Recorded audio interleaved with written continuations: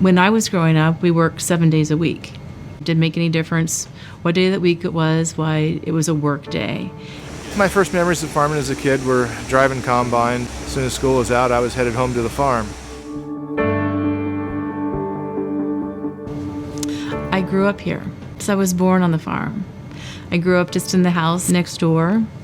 When I was growing up, we worked 7 days a week.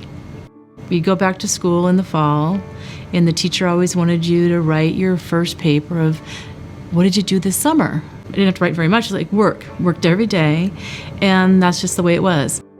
Oh, my dad got started farming when he was a senior in high school. He was renting about 150 acres and just kind of started farming from there. Ended up going into venture with some peppermint.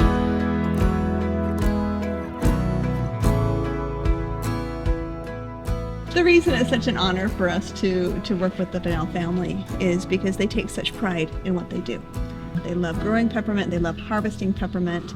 You look at this distillery. This is a state-of-the-art distillery. You won't find anything like this anywhere else in the world. As soon as the trucks start bringing in the tubs, we just watch for when they're going to hook them up and make sure they get the steam going. When the steam comes up to pressure, we've got different buttons here to regulate the steam.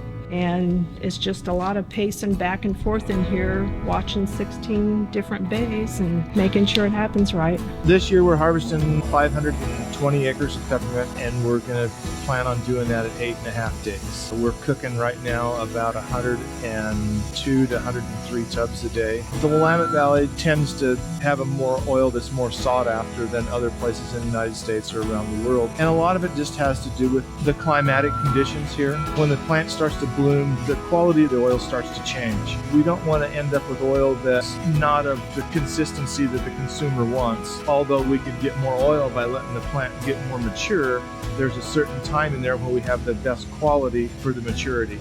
Because of the care they put into their fields and making sure they're free of weeds, we get the finest peppermint in the world. We want to be the best in whatever it is that we're doing.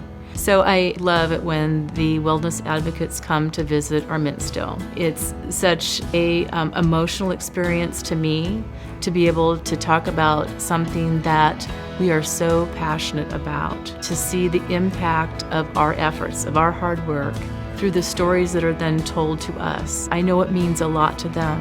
And when they share with others about peppermint oil, they know exactly where it came from, and they can be even a stronger advocate for the use of peppermint oil.